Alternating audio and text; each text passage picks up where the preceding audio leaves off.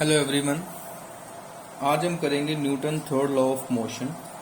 देखो Newton third law में क्या कहा है न्यूटन ने। According to Newton third law, to every action comma there is an equal and opposite reaction। देखो न्यूटन थर्ड लॉ कहता है अगर आप कुछ भी एक्शन करते हो, कोई भी एक्शन करते हो, तो उसका हमेशा ही एक ऑपोजिट रिएक्शन होता है। मीन्स कि अगर ए बॉडी, एक आपने बॉडी कंसिडर की ए और दूसरी बॉडी कंसिडर की बी, अगर ए बॉडी बी पर फोर्स लगाएगी तो ये हमने एक्शन कंसिडर कर लिया, ठीक है, जिसको मैंने कंसिडर कर लिया F vector A B. Means कि ए बॉडी बी पर फोर्स लगाएगी, वो हमेशा ही इक्वल होगी बी बॉडी जो ए के ऊपर फोर्स लगाएगी। बी भी ए के ऊपर फोर्स लगाएगी। अगर ए जो एक्शन करेगा तो बी का भी एक ऑपोजिट डायरेक्शन में एक्शन होगा, जिसको हम लिखेंगे माइनस एफ बी ए वेक्टर, ठीक है। इसका मतलब है ए बॉडी बी पर फोर्स लगा रही है और वो किसके इक्वल होगी, जो बी ने रिएक्शन किया ए के ऊपर फर्दर फोर्स लगाई। तो इसकी जो कॉमन एग्जांपल है सबसे पहले तो वो तो है फायरिंग फ्रॉम ए गन। जब गन से फायर होती है तो बुलेट जो है वो फॉरवर्ड डायरेक्शन में गन से निकलती है, लेकिन जो गन है वो रिकॉइल्स होती है बैकवर्ड डायरेक्शन में। मींस कि उसको एक पुश मिलता है बैकवर्ड डायरेक्शन में, ठीक है, जिसको हम रिएक्शन बोलेंगे। ऐसे एक और एग्जांपल है स्विमिंग।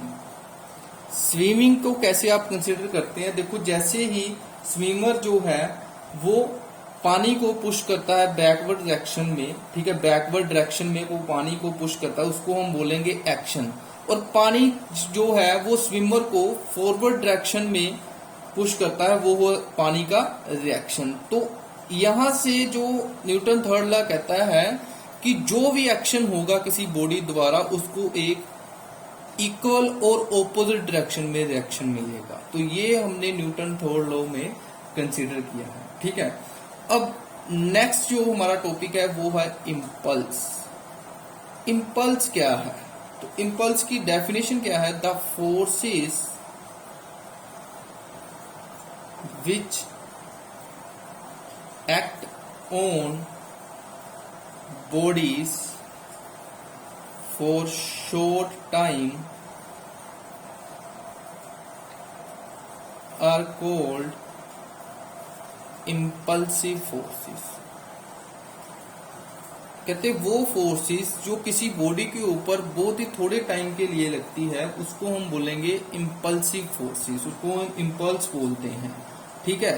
तो नॉर्मली इम्पल्स को आप कैसे मेजर करते हो, the measure of the action of a large force in A small interval of time. जब किसी लार्ज फोर्स का, मीन्स कि यहाँ पर एक ऑब्जेक्ट है उस पर लार्ज फोर्स लग रही है, उसको बिल्कुल एक स्मॉल इंटरवल ऑफ टाइम में जब आप उस फोर्स का एक्शन जो मेजर करेंगे वो हम किस टर्म में मेजर करते हैं, वो इम्पल्स की टर्म में मेजर करते हैं। जो यहाँ पर फोर्स लगेगी, ठीक है, उसको हम स्मॉल इंटरवल ऑफ टाइम में जो मेजर करेंगे उसको हम इम्पल्स में मेजर करते हैं। तो इसका फॉर्मूला क्या बनेगा, आई, इम्पल्स को डिनोट करेंगे कैपिटल आई के साथ, और फोर्स जो एवरेज फोर्स किसी ऑब्जेक्ट पर लगेगी उसका प्रोडक्ट हम करेंगे जितने टाइम के लिए वो लगेगी, ठीक है। तो product of average force and the time interval for which the force act, जो फोर्स जो एक्ट करेगी उसमें जितना टाइम इंटरवल होगा